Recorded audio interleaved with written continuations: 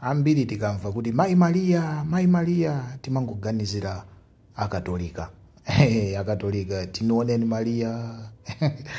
Koma mumadziwa kuti asilamunso nawo amalemekeza Mayi Maria, mayi wake wa Yesu. Mumadziwa zimenezo?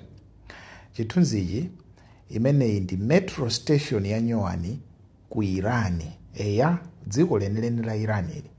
Ukalowa mu station, chithunzi chimene ukumapeza ndi cha Mayi Maria.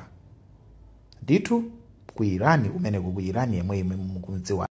Ndipo si Mayi Maria okha yayi. Mbali inayinso akuyika ndithu tima statues za Yesu weni amene ndi amisiri aku Irani amene akupanga zimenezi. Amenepa Yesu akuyang'anira anthu amene akukakwera subway kapena amene akukakwera train titero. Amene ndi subway station ku capital city ya Irani, ku Tehran. Ku Irani chipembedzo chachikulu kwambiri ndi Chisilamu, koma Chisilamu chake ndi cha Shia.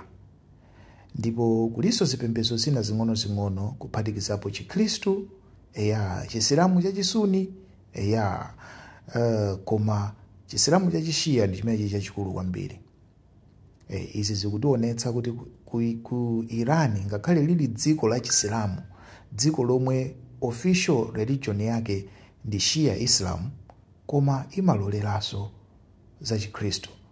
Ndipo dzina la azimayi lotchuka kwambiri ku Irani ndi dzina loti Mariam.